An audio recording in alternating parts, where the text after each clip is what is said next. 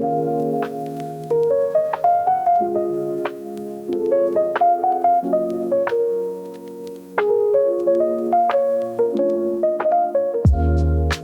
to Internet Girls, the #1 beauty podcast, according to our mum.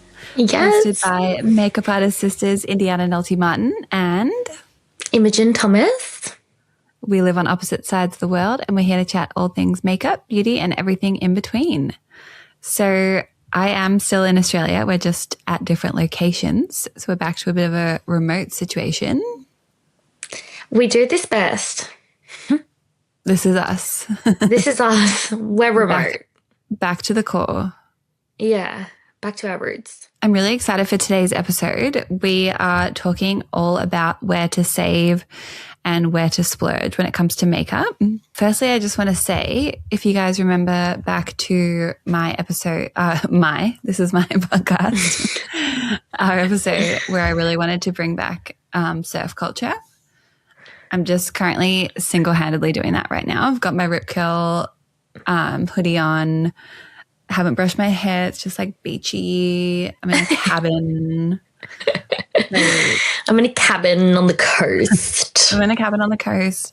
Ocean literally right there. So yeah, I'm bringing it back for us all. She's like, if no one's going to do it, I will.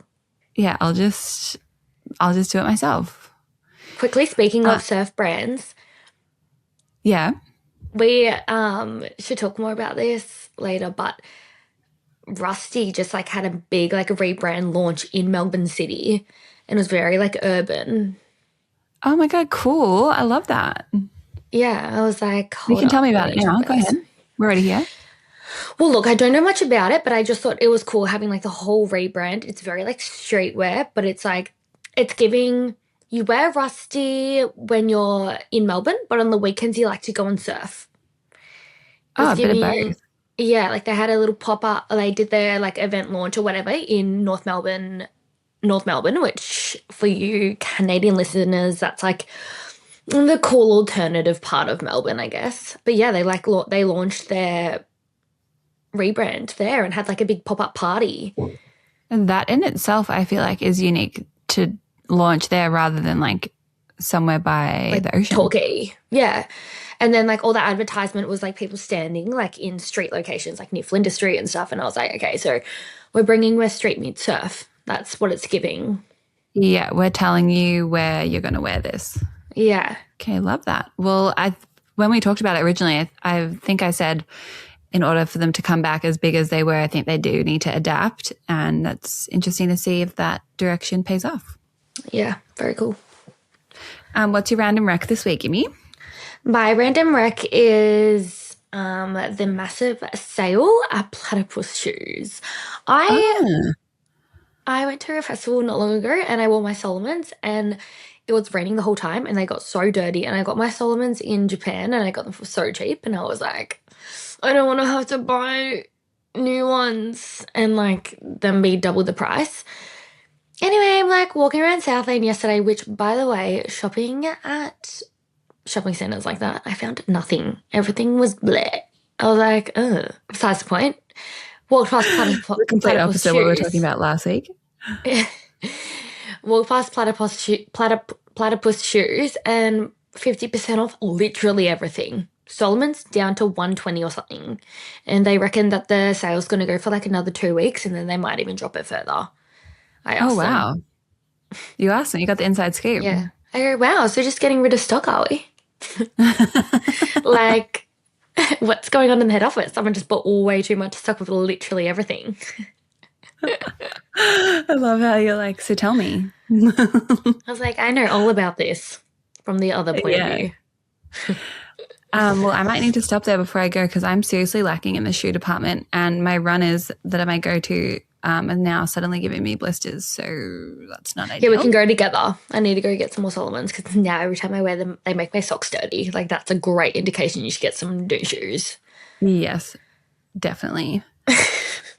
My random rec also has to do with shopping. I went shopping yesterday and I just want my recommendation to be buy for the size that you are, not the size you want to be.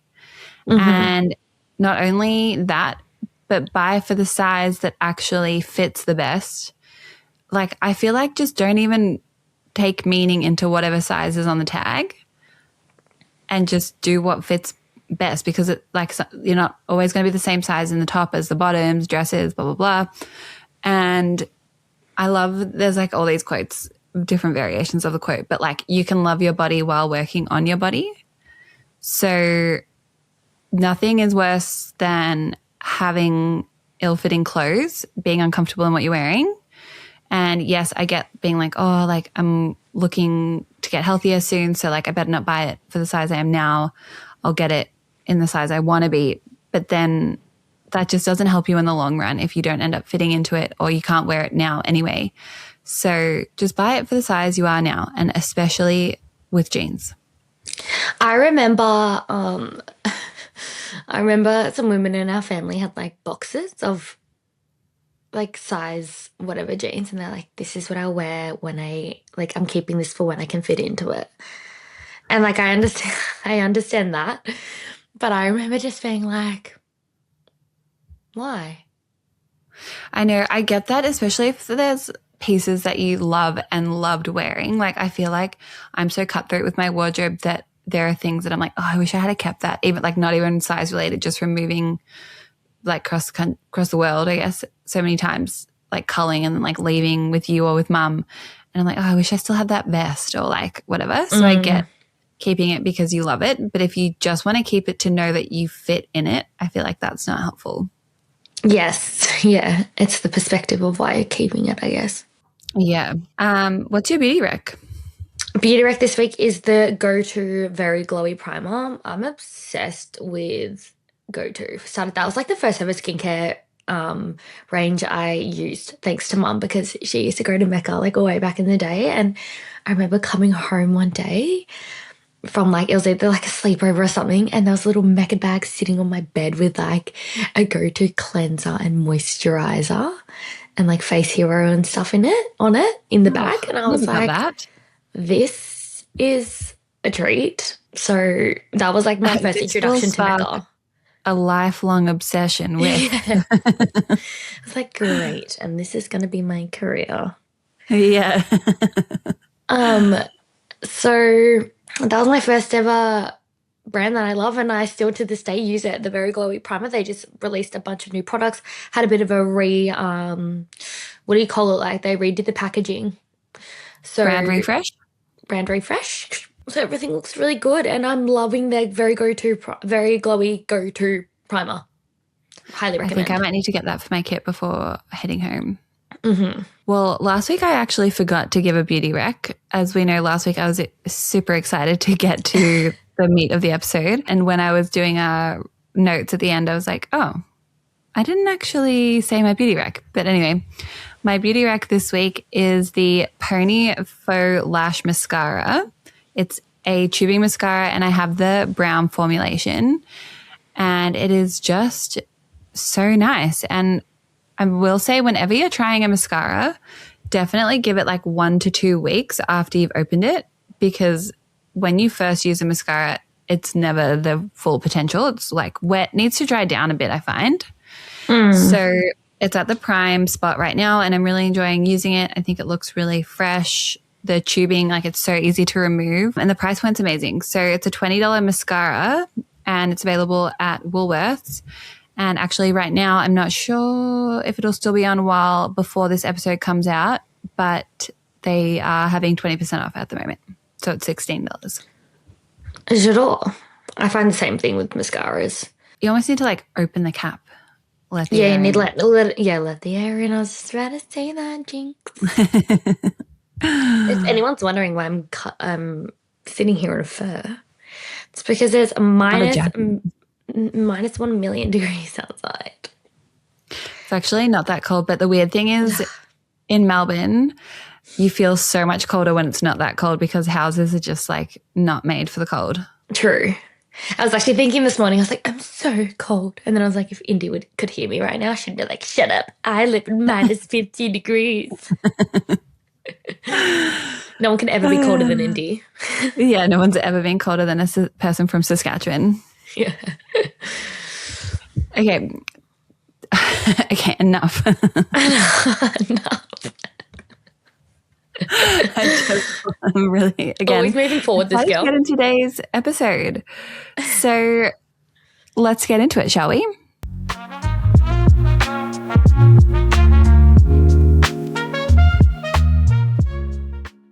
So today we wanted to talk about the it girl economy and basically how we are spending so much money to be an it girl, which is ironic given the name of our podcast.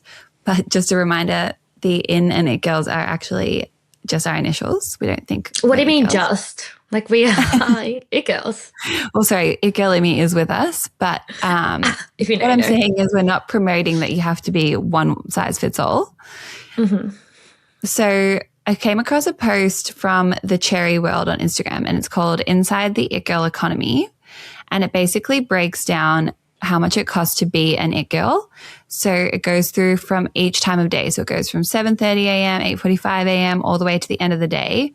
And it's basically the cost of each expense at each time of day. So, you know, it starts with rent and then your skincare, and then you go into 9:30. I love that. Class, workout set, matcha, Uber. And then when you get dressed, Reformation top, like the Row flats. So Heaven Mayhem earrings, like all really specific, well-known it girl products. But what I thought was interesting, they did a summary of what the it girl economy is.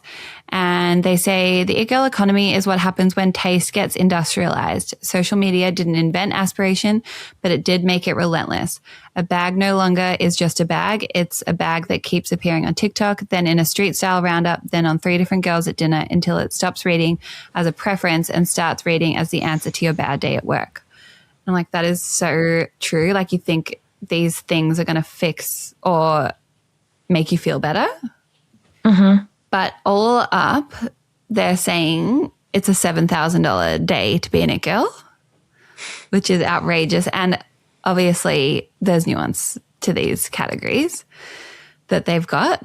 But it made me think, how can we still access the products that we know and love while saving on areas that we don't necessarily need to spend the money on? So I thought we'd focus on just makeup and kind of work through each step and say whether it's a spend or a splurge step. Can I just say something with the it girl economy?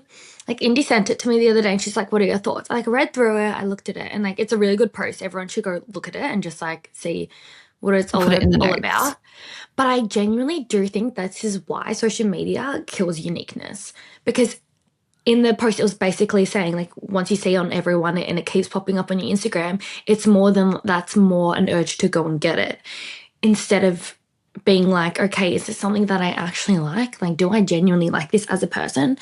And like, it's hard as well because that trickles into everything, into like marketing, into fonts, like DJ advertisements are also similar. Like, it translates into everything. Like, everything becomes like similar and popular. It's almost like a way of communicating like where you fit. Yeah, it's like exactly. It's saying like, I belong to this community. Because social media is basically like a portfolio for yourself. So if you're it's your personal brand. Yeah, so if you're wearing things that are trending in comment, it's basically being like, I'm on trends. But I don't know, it's just like, it just kills uniqueness. And I just think it's important to actually understand what you like and you don't like. And I get this from Dad because he has the same thing, but I always, like, whenever something becomes like super trendy, I'm straight away like, I'm off it. I get the ick because I'm like, oh, everyone's got it. Boring. Yeah. I love something a little bit more peculiar and a little bit like different. And unique to yourself. I think that it looks so much cooler. It's like, you look so cool because it suits you so well and you wear it with confidence, and wearing stuff with confidence changes everything. I agree. And I think there's like so many ways you can take this conversation, because I think what you said about like asking yourself if you genuinely like it, I think that's huge.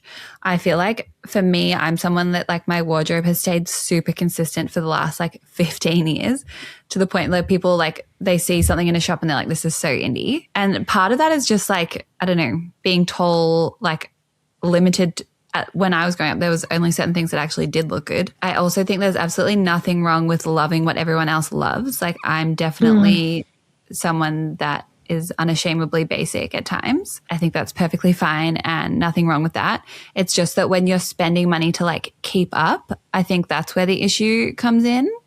Yeah. And certain trends suit certain people. Like I don't know why this came to mind, but you know, like I think it was late last year when like mob wife aesthetic was really in. Me right now. You. This. When I think about that, Paige DeSorbo that's like made for her. So of course when that comes in, she's going to do that trend and represent that trend because that is like her aesthetic. And she's always got aspects of that anyway. So I think whatever feels right for you, don't feel the pressure to keep up. And if you like certain things, go for it. Like, I think that's important too. I don't think there's anything wrong with being like basic or like having pieces that are like good. I think it's more about like I have 5 like staple pieces in my wardrobe that I just wear on repeat. And I switch them up like multiple times. Yeah. And I think that's good to like, and then when you feel like you've outgrown those clothes, upcycle them and find another 5 pieces that you can wear on rotation for like as long as you can. Or mix them in and then create like new outfits with pieces you already love. Yeah, like don't stress about like, I think the desperateness of keeping on trend and constantly buying things is so toxic and so dopamine driven. And it's not getting you anywhere in this economy, unfortunately. Agreed. We've kind of taken that more fashion, but let's bring it back to beauty. So Business of Beauty released or put out an article that was the cost of a beauty restock. And they showed basically how much it costs for like the key products. So like foundation, bronzer, blush, mascara, concealer, lip product per brand. And this is in USD. So it's definitely not for Canadian or Australians. It's going to seem really cheap in comparison to how much it would cost us.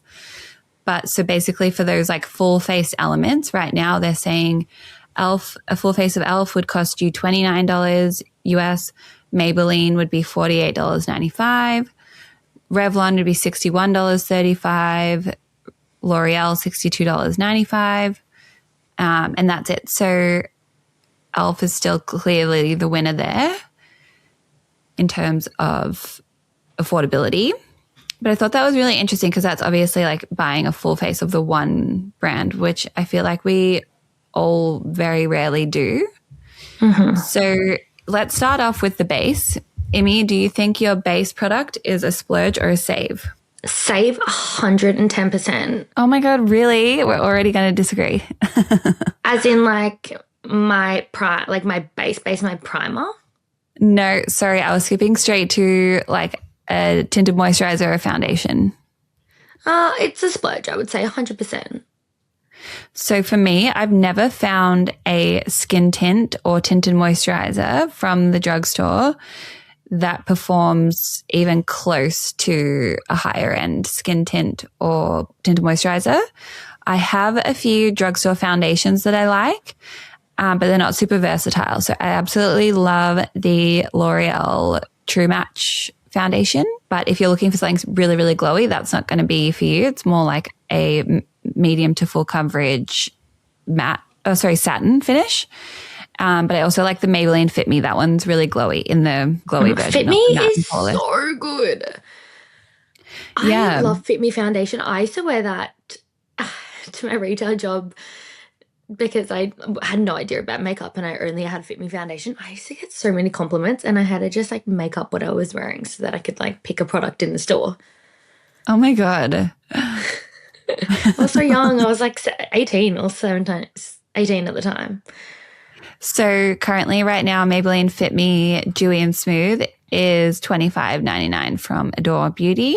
Cheap as chips. Yeah. So that's really good. That's a big area you can save. But I would say if you're looking, like so rarely are you buying a whole new makeup kit all at the one time, but let's just say you were, I would recommend allocating your budget to your base because it kind of sets the tone for the rest of the face. Yeah. I feel like the main areas investing on your face would be more color, as in blush and bronzer. Yeah. Okay. Well, you can just jump ahead. I was going to work step by step.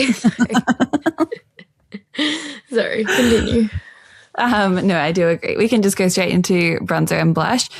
Powder bronzer, I have a few that I like from the drugstore. I like the Maybelline City Bronzer. Actually, that's the only one. Oh, what about Natio? Natio. I was in the chemist the other day with our grandma and I was helping her pick a lip and I saw the Natio bronzer and I was like, this is my first bronzer ever and I loved it. I remember getting it in year 7 and it's still so good and you get so much in the pan.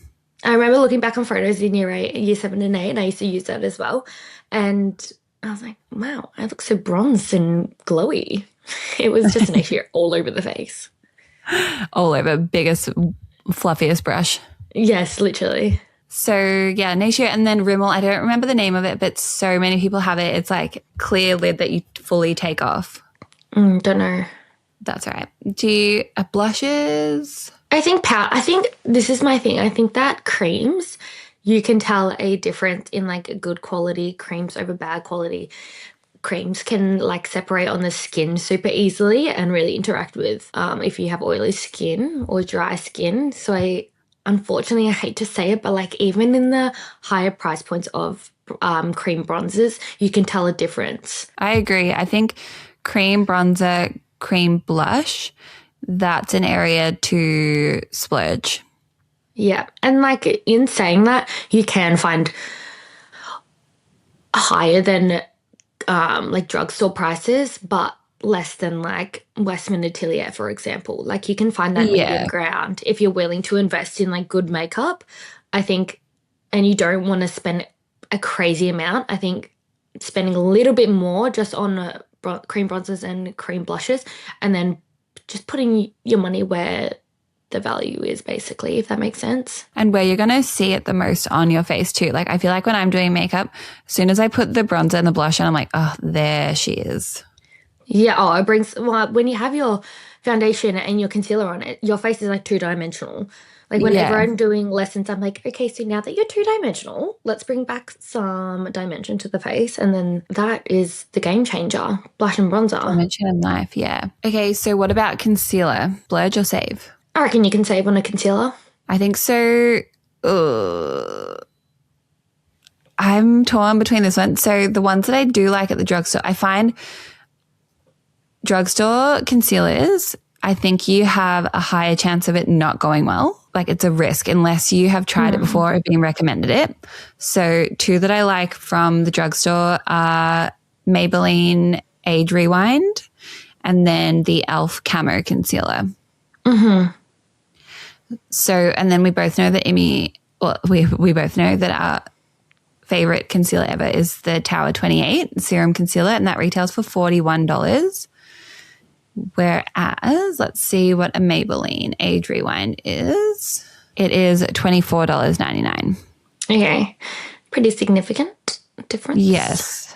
And I used to think Kosas was super affordable. Tower 28 overtook them in that aspect. Yeah, I honestly, like, I remember my girlfriend's using Rimmel with, like, the orange lid all the time. I can't speak on that now if I like that or not because I haven't used it in years. And I think the NYX one's really good and Australis have some nice concealers too. I haven't tried. I think you can definitely save with concealers depending on what you want out of it. Like just say you do have discoloration around your eyes or you have a bit more like really dry under eyes and stuff. I think being a bit more diligent, I guess, on where you like spend your money again, if that makes sense. Like you prioritizing. Yeah. Also, like, if you're someone that doesn't really wear a base and you just wear concealer, then maybe you want to allocate more of your budget to the concealer versus like you're saving on the expense of a skin tint or a foundation as well. Yeah, I think it's hard with makeup because it's so different for everyone. Yeah, true. Because everyone's skin type's different, everyone's colour of their skin is different, everyone has different goals when doing their own makeup. Yeah, it's really personalised. Yeah. Which brings me to, I was going to talk about this later, but it's a perfect segue now. I think although it costs money to do this, I think it's a good investment for the exact reason Imi was saying. find a local makeup artist that you really like their style of and book yourself in for a lesson, because that is going to save you so much in trial and error, as well as you might already have products that can be used and you don't need to buy any new ones. When I'm doing one-on-one lessons, so often people come in and they're like, I just want to redo my whole kit. And we go through it and I'm like, you've got pretty much everything you need here. You just didn't know what each product was for, or that you could use it in multiple ways.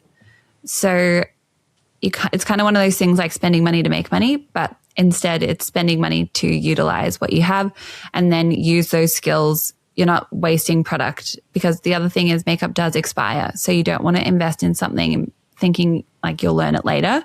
When that time comes, it might not even be fresh. Nice.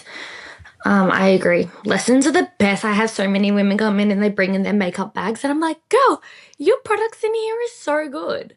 Yeah, I know. So often. I always get a message beforehand, people being like, no, I literally have nothing. And then they show up and I'm like, oh, like I want this.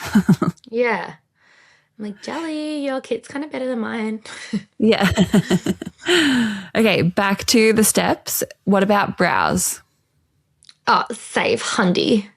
Yeah, 100% save for me. I agree. I love NYX, the micro pencil. I really like the brow gel you have, that Maybelline Slick Stick. Is that what it's called? Oh, so good. Yeah, I think it is. It's like got the purple lid and the white body. My friend Ash, cool girlfriend Ash, got me onto that as well. Really good. We should link all these products in the show notes too as well, so you can find them easily. Okay, so moving on to mascara. I think we both know what we're going to say here. 3, 2, 1, save. Save. The delay. Yeah, I think definitely save. Now, there being drugstore options for tubing, I would say splurge, because I can't live without a tubing formula.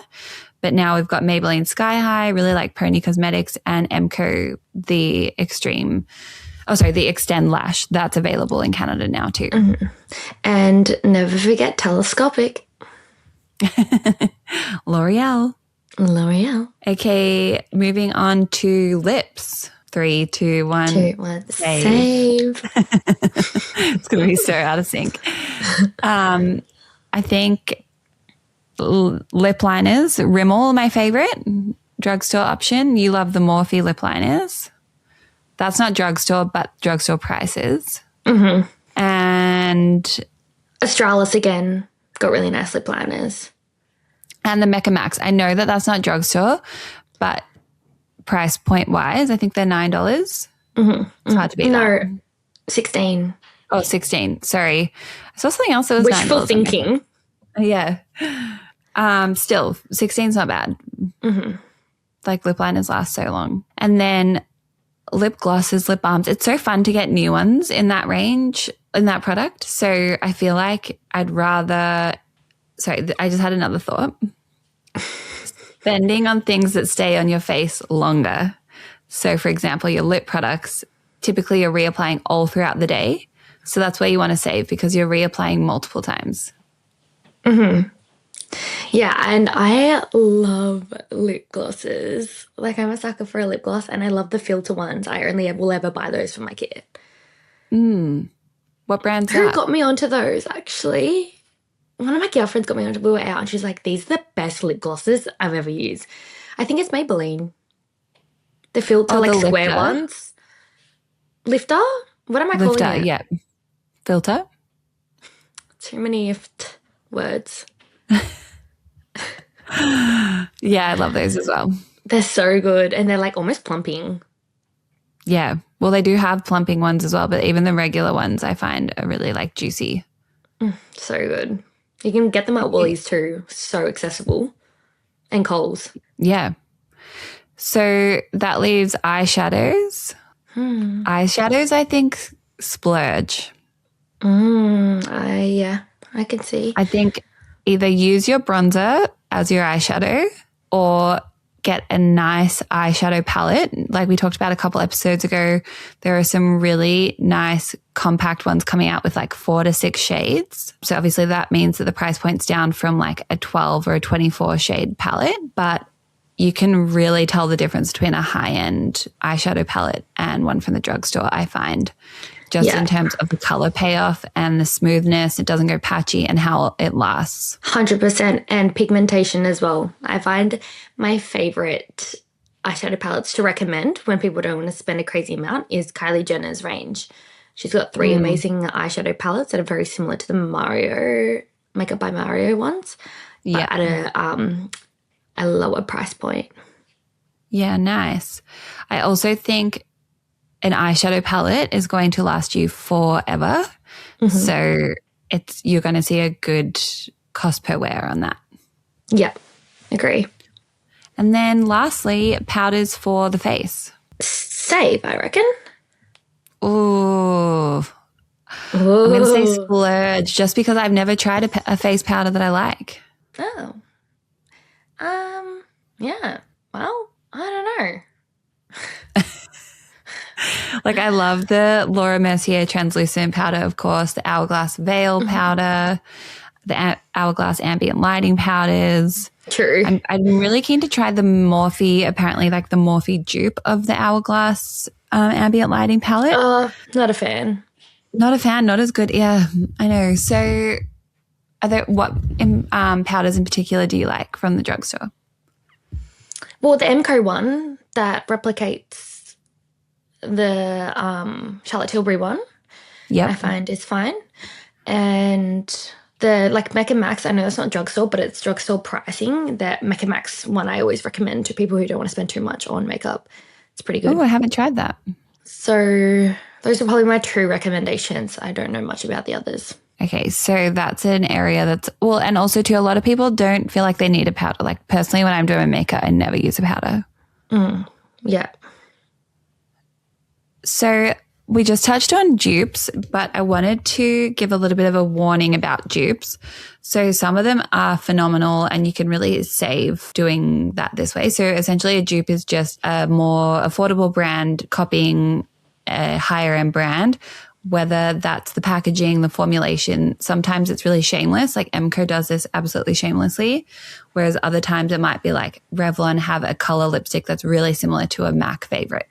And you wouldn't really know unless you kind of did the trial and error of swatching them together and researching if that is a dupe. But I wanted to share some, not all dupes are made equal is essentially what I'm saying. So I found some posts that compared the weight to the price point. So it's breaking it down cost per ounce. So if we take again, this is likely in USD, and this is from a creator called Kere, Kere. So she said here that a L'Oreal lip liner is 0.01 ounces for $9. So for a L'Oreal lip liner. Whereas a Chanel lip liner is $35 for 0.4 ounce. So essentially you would need 4 of these L'Oreal lip liners to equate to the same amount of lip liner you're getting with Chanel. So in that case, for 4 L'Oreal lip liners, you're spending $36 compared to Chanel for $35. So in that case, the Chanel is actually cheaper. Oh, there you go. And then she also did that for mascara. And obviously mascaras aren't sold by the ounce because that's a whole heap of product. But the Maybelline Sky High retails for $14. Again, I'm assuming this is US. And that's for 0.24 ounces. So that retails for $58 an ounce. Whereas the Makeup by Mario mascara retails for $28 US for 0.45 ounces, which equates to $62 an ounce. So comparing Maybelline at $58 an ounce to Makeup by Mario at $62 an ounce. So it's still a little bit cheaper, but it's not nearly as cheap as comparing $14 to $28. Yeah, I think it's so small when people come in and they are like, but how many grams are in it? Yeah, it's something that I think people are paying more attention to now. And I wish I could do that math like that quick in my head. I'm always like so envious of people that go, oh, okay, no, this is more affordable. I'm like, oh, I wish I could do that. And how do you know? And how did you figure that out? And like obviously would never teach myself or learn. I would just I'm just accepting I'll never know how to do that. Weaponize incompetence, obviously. But yeah, I mean, and there's lots of factors that go into that. If you're someone who likes to try multiple products and you don't want to stick with the same one, then spending less but buying more frequently can work for you too. But it's just, if you're under the illusion that you're spending less and you're getting less, just be careful of that. Yeah. There are some brands that are kind of doing this mid-market really well. So a somewhat affordable price point. We're not talking like drugstore affordability, which, by the way, drugstore prices can be a little crazy too at the moment. But kind of sitting in that middle, satisfying, you're getting a more luxurious product and branding experience while also not spending a ton. So I think a brand that's doing that really well is Merit. And that is available in Australia, but it's only available online as far as I know. Sold in Sephora in Canada. And Merit has really great price points across all their products, and their product offering is really simple and easy for an everyday customer to understand. Like, okay, that's my foundation, that's my blush, that's my mascara. You're not like inundated with options. I'm so excited for Merit to come to Australia. Like, me and the girls were talking about it the other day, like dying to try it. Well, you can get it online. I know, but like, you know, when you just want to touch it in store, touch and feel. Yeah, I do get that. I reckon Morphe is a great price point as well. They're always bringing in newness as well, so always staying on trends and are very active in their product development, and their price points are really good, and their quality is very good for the price that it's at as well. I agree. I see you've got... Oh, sorry. You go ahead. I was going to say Glossier as well is always a really nice price point. I think that the foundations are around $60 to $70. In saying that, which sounds like a lot, but in comparison to like NARS is what, $95? Yeah, or a bit more now. It is like in that mid-market area and good quality as well. I do find that their eyebrow pencils are the only exception. There's like little to no product in there, and you can find something at a similar price with more grams in it. Interesting. It's something crazy like 0.04. Yeah. What I think another brand which is crazy, I'm only seeing Australian prices now, so it's a little bit less in Canada.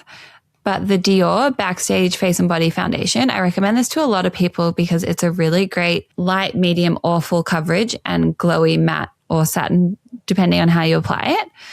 But it retails for $83 at Sephora here, which again does sound like a lot. I'm not trying to say that that's an affordable foundation, but in comparison to, like NARS, Westman Atelier, Alice Fast, they're all more than that. And you would just think that it being Dior branded, it would likely be more. So I think sometimes people are surprised at that. I feel like in Canada, it's like $64 plus tax. I know. I really want to get some, but I'm like, stab in the heart. I know. Any other brands you think are doing this mid-market really well? Bare Minerals. Necessarily makeup. Bare Minerals is good. Rhode, obviously, but it's not a makeup. It's more of that. I mean, they do have makeup with blush. Actually, their blushes are really good and super affordable. They, I reckon, are like the prime example of hitting the exact right price point for people to be like, oh, I really want to try that, and I can. And purchased. Yeah, not like, I don't know, I feel like a lot of people would love to try a Westman Atelier product, but would need to justify it, think about it, and, see the social proof before going in store and just buying it. Yeah, definitely. Okay, well, hopefully that was helpful, and it's always good to be thinking about that, especially I'm thinking about it a lot right now because I'm about to do a big kit restock. So my logic of what is worth it and what isn't is slightly different compared to an everyday product. It's more about the versatility and being able to use it across multiple clients. But I thought that was really interesting based on the It Girl economy. Here are some areas where we can fight back. Mm-hmm. It Girls Unite. I'll be the supreme leader. The head of the It Girls in a blanket. Mob wife. All right, let's get into our in or outs.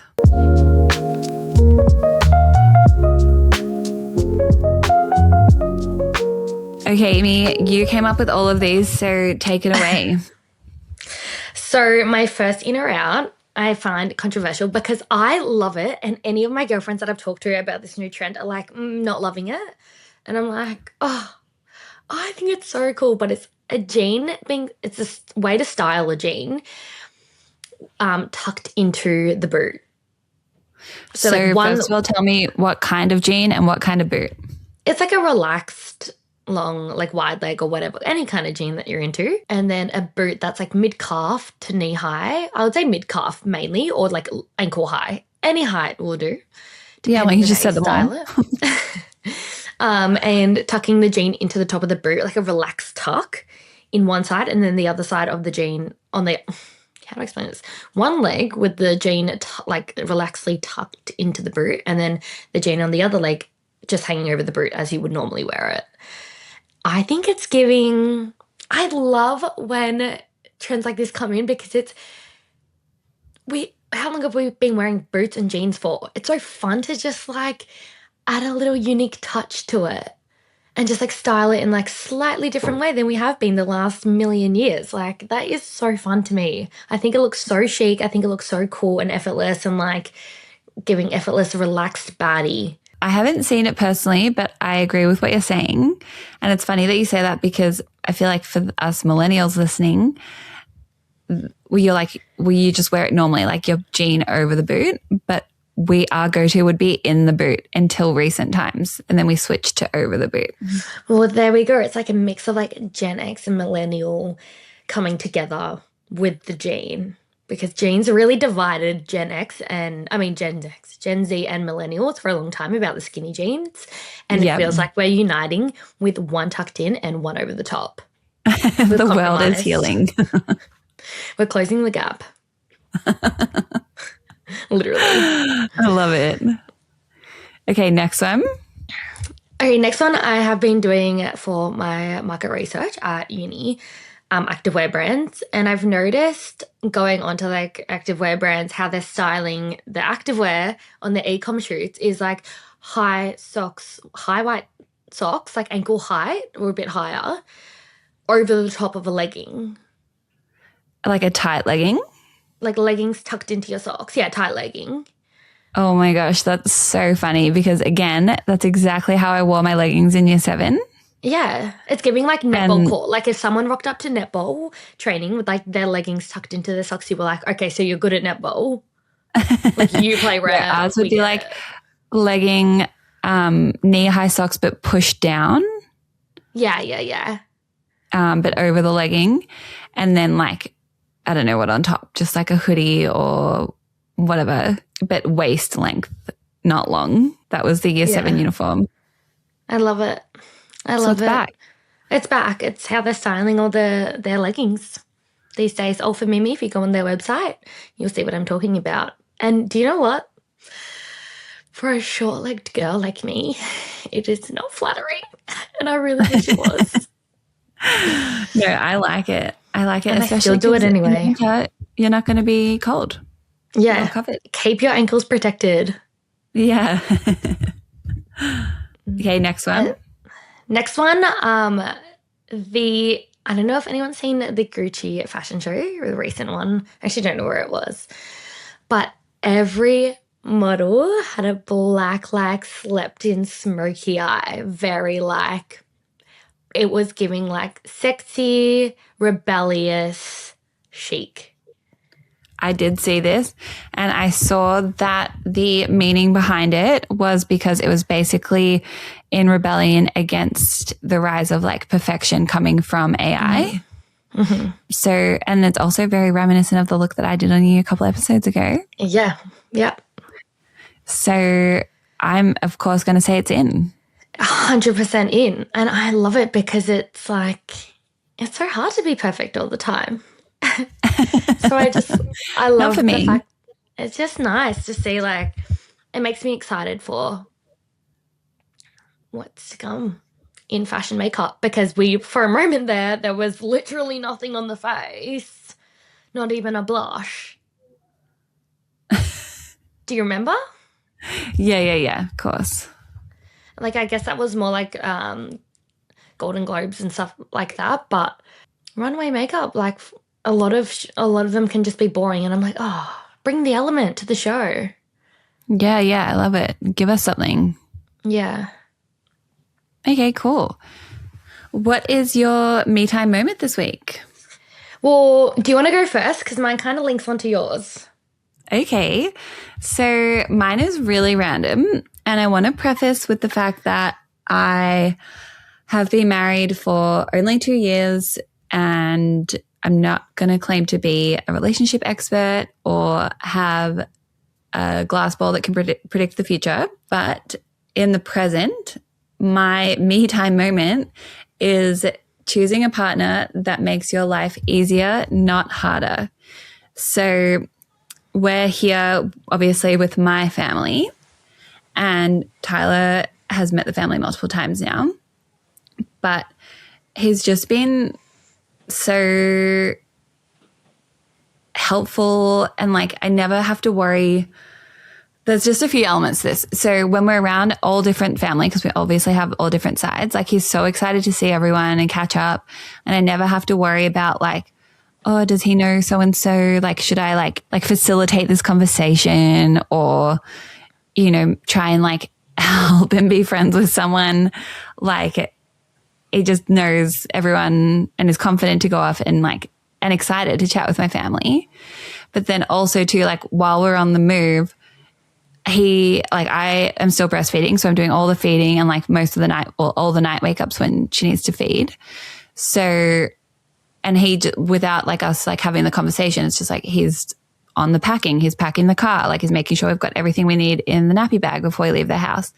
So I just think it's a really simple thing, and maybe something that isn't like super conscious, because obviously you love who you love, but choosing a partner that makes your life easier, not harder, is a me time moment, because it allows me to actually have time to myself. Yeah, that's nice. Yeah, Tyler's like, he's so confident he can just chat with anyone, which is great. You don't have to be like the awkward stander. Like, no, and I feel like that's different for every unique individual relationship. Like, I'm not saying date someone that's really confident or can be a good conversationalist. It's just like, for me, spending time with my family is really important, and my partner getting along with my family is really important to me. So the fact that my partner does that makes my life easier. And like, this is like the first boyfriend we've ever met of Indy's, and it's her husband. Gotta lock him in. Yeah. She was like, you are so like, no one's meeting my family. So funny. It's a privilege that only a few get to experience. Yeah, absolutely. But mine kind of backs onto that is saying, date the nice guy. Date the chalant nice guy. Yeah, chalant nice guy. No, Jerry's pretty nonchalant, to be fair. But not in his like admiration for you though. No. It's great. Like, get a man who cooks and like wants to cook for you. And bring you That's our me time moment. Me time moment. It's about me. Like, my boyfriend loves me. Just date people that do everything. No, but seriously, he is just like, once you give the nice guy a chance, you're like, Holly, he is like, it's nice when someone's like actually into you for being you. Oh, definitely. What's not to love? Yeah. I feel like while I've been filming this podcast, I have been getting progressively more snotty. I noticed that. Yeah. It's freaking me out. I'm going to go have some Armour Force. Okay, well, you go do that, and I hear that little Eleanor has it woken up, so this is great timing. Okay, well, thanks for listening to this week's podcast, guys. You can find us on Instagram at Indiana Makeup Collective and Amy at Amy Thomas with 2 S's. And your TikTok is Indiana Makeup Collective as well. Yep. Yep. And my TikTok is Amy Tomo. And our accounts are Internet Girls Podcast. And if you could please follow us on whatever platform you're listening to, we'd love to see you follow Spotify, Apple, or YouTube. And if you're doing that for the first time, leave us a little comment so we can say thank you for following. Thank you. And we will see you next week. Bye. Bye.